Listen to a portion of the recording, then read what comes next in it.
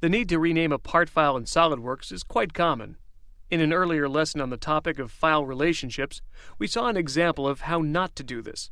Here, we'll be reviewing a couple of different methods for renaming part files that won't lead to broken references. What I'll be doing here is changing the name of the component called Part 1 in this assembly to an actual part number. The trick to doing this effectively is to change the name but also make sure the assembly is aware that the name is changed. This will eliminate the problem of opening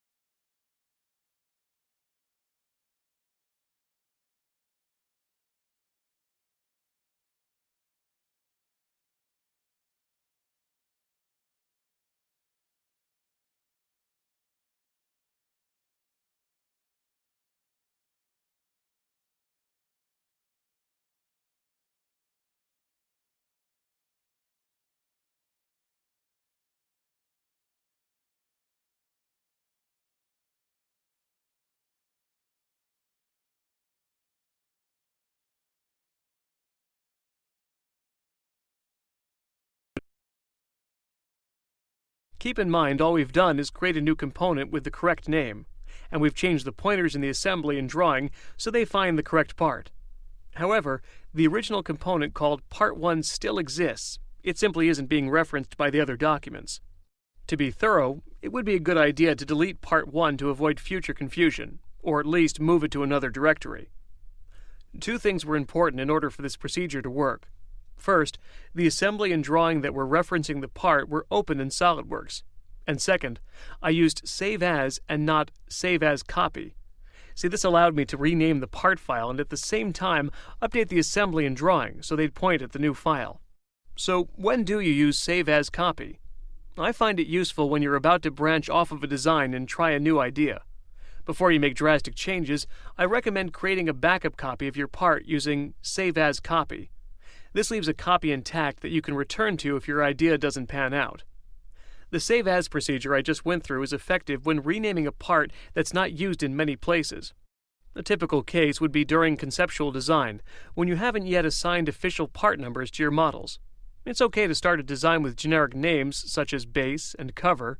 Then later, when you're committed to the design, you can actually introduce part numbers using this procedure. In cases you wish to rename a part that may be used in many drawings and many assemblies, you might consider using SolidWorks Explorer instead.